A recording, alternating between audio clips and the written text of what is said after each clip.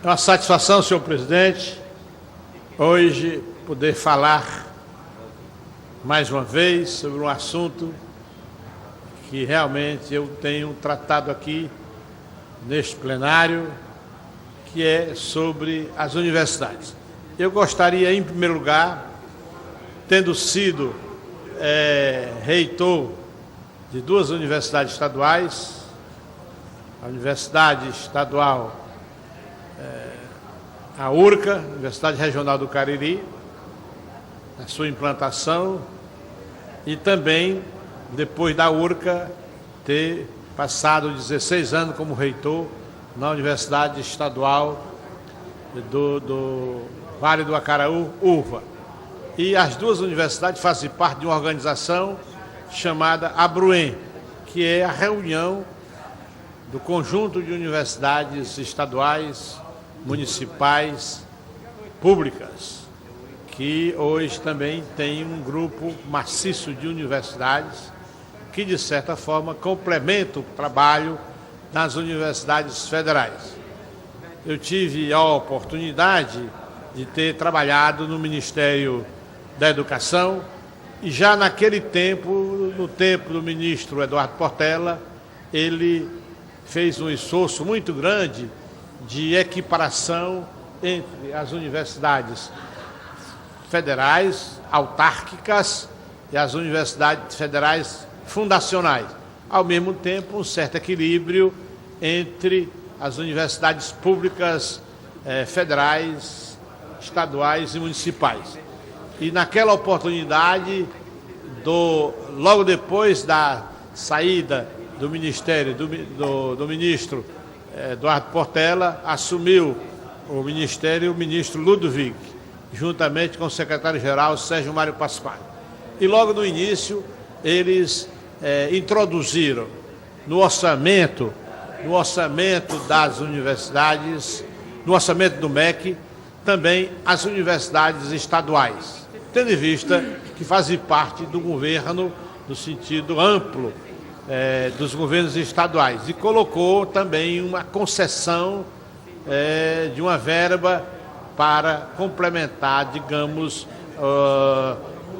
os recursos dos estados para suas universidades estaduais. E durante o período em que realmente o ministro foi ministro e o secretário-geral também secretário-geral, e o secretário-geral professor Pasquale, ele colocou, portanto, essa ajuda que achava que era pertinente, tendo em vista que hoje a parte do ensino considerável, 42%, estão na mão das universidades estaduais. Nada mais justo que o governo federal, que deve cuidar de todos os recursos do que diz respeito à área federal, de realmente, por dever de justiça, por dever constitucional, que as universidades estaduais sejam contempladas por ajudar o governo federal nesse trabalho árduo do ensino superior. Ora, isto depois que o ministro deixou de ser ministro e logo depois foi cortada essa ajuda. Então há, portanto, hoje, por parte das universidades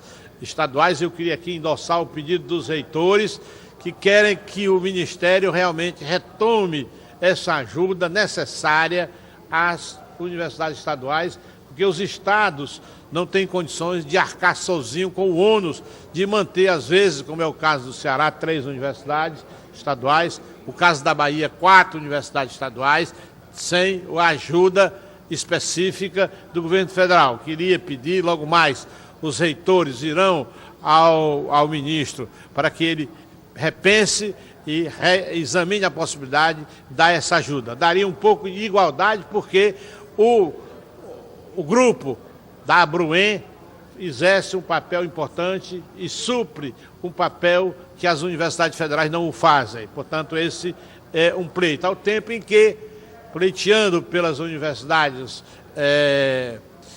estaduais, municipais, ao mesmo tempo, nós queremos tocar num assunto que é de interesse de todos e também tenho defendido aqui nessa casa a importância do Enem. Cada vez mais, hoje o Enem, a presença dos alunos que fazem o Enem, mais de 4 milhões, nós temos hoje o conjunto das universidades federais, estaduais e os institutos.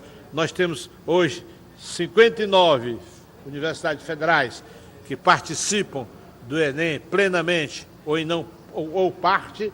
A mesma coisa das estaduais, 19, e os institutos 8, um total de 86.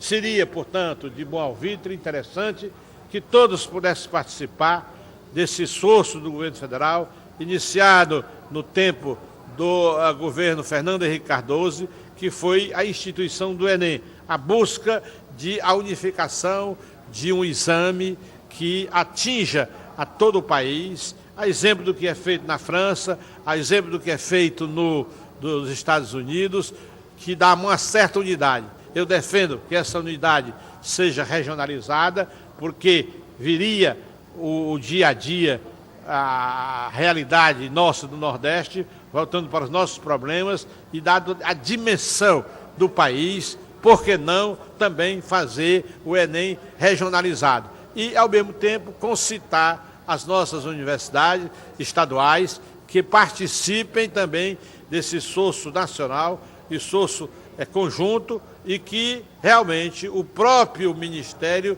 tenha para com as estaduais um comportamento idêntico com as federais, daria uma certa igualdade de tratamento, e que elas também recebessem, por parte do governo federal, recursos para resolver os seus problemas cada vez mais ingentes, porque o Estado mantém o ensino fundamental e médio, que já é um ônus bastante grande, mas no governo, ou seja, no ensino superior, é importante o auxílio do Estado, mas que é competência da União. A União, então, poderia passar mais recursos para os Estados para que ela possa realmente cumprir com o seu dever e atender de uma maneira suplementar o papel que é da competência do governo federal, fazer com que realmente elas possam, e no caso, batalhar para que realmente a gente transforme o ensino médio, faça que ele seja mais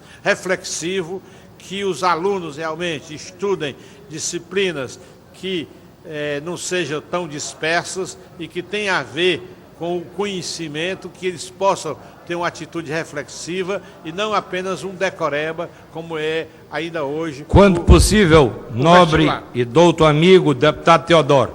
Tenha a bondade, meu caro deputado Fernando. A riqueza de dados, pela cultura que Vossa Excelência tem, muitas vezes, ao manifestar-se nessa tribuna, ofusca a toda e qualquer fala comparativa. Essa de hoje é uma tão rica, tão propositiva, que, evidentemente, eu não pude deixar de inquietar-me e lhe apartear.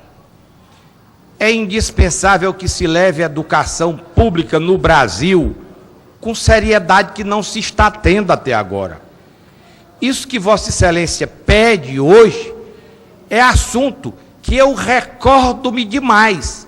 Já foi motivo de um pronunciamento meu, torno a repetir, sem essa riqueza de conhecimentos e dados, para que se faça uma modificação curricular no Brasil e que crie na grade curricular ofertada atrativos maiores, deputada Eliane Novaes, para o alunado dedicar-se de corpo e alma. Não tem muito cabimento aqui para nós dois se aprofundar em matérias da área matemática, física, química, quando sabemos que aquele conteúdo não vai ser utilizado, nem ter utilização para uma pessoa que dedicar-se-á ao social, que dedicar-se-á à parte de assistência médica primária. Por isso, eu acho que, se bem consigo perceber, precisa de que o governo federal, parceiro dos estados e dos municípios, façam uma adequação curricular, oferecendo um chamamento mais ágil, rápido e fácil, e já profissionalizando no segundo grau. Olhem como é brilhante. Visitem, conheçam as escolas profissionalizantes que estão aí a funcionar.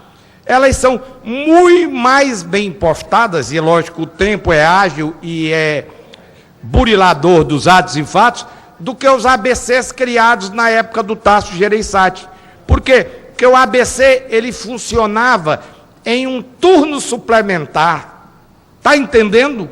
Em um turno complementar. O aluno ia à escola, estudava de manhã aquela grade, da biologia ao português, da física à trigonometria, e à tarde ele profissionalizava-se com uma aplicação pertinentíssima do conhecimento adquirido pela manhã à tarde. Agora não, consorcia-se a grade curricular com a profissionalização.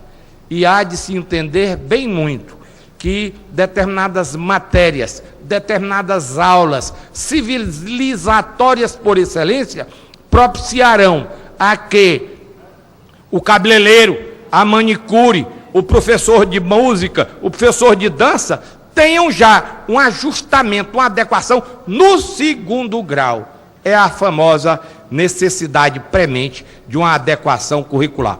Parabéns, vamos levar a educação a sério. Escutem o reitor Teodoro. Eu gostaria, meu caro deputado, de acrescentar o seu pronunciamento ao meu, dizer que realmente você tem razão, concordo, dessa preocupação que o governo deve ter com a educação e, sobretudo, como Vossa Excelência fala, da reforma do ensino médio, que já é preocupação do governo, tendo em vista a comissão que foi instalada no Congresso Nacional para a reformulação do ensino médio, porque aí, como Vossa Excelência fala, é que tem o ponto de estrangulamento do sistema, ou seja, os alunos chegam ao ensino médio e apenas a metade consegue terminar o ensino médio. Realmente é uma perda enorme que causa no sistema. Esse ponto de estrangulamento deve ser sanado e daí reformando, como Vossa Excelência fala, mudando o conteúdo do programático do vestibular. Mudar o vestibular, deixar de lado tal qual ele hoje se apresenta. O aluno tem que realmente estudar muita coisa que não tem serventia imediata, há um decoreba, quando na realidade você tem que aprender, ser reflexivo e ter uma vantagem. E ao mesmo tempo, Vossa Excelência fala da terminalidade, ou seja, o governo do Estado tem com as suas escolas profissionais, já mais de 90, vai chegar a 140, a importância porque tem uma escola de tempo integral, em que uma parte vai dar uma finalidade, ele vai aprender um ofício para poder depois desempenhar na sociedade. É fundamental unir a teoria à prática. A prática vai fazer com que ele se capacite, que ele tenha condições de poder depois na sociedade exercer a sua função. Assim tem sido feito nos países envolvidos, na Alemanha, nos Estados Unidos. O aluno vai trabalhar depois do ensino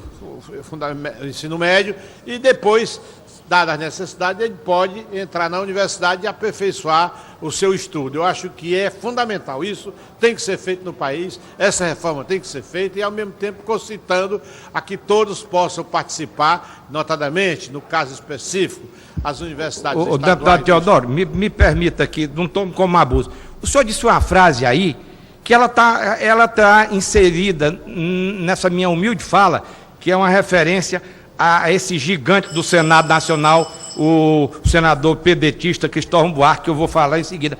Há uma necessidade imensa em que se cresça como gente, como pessoa, estudando e trabalhando.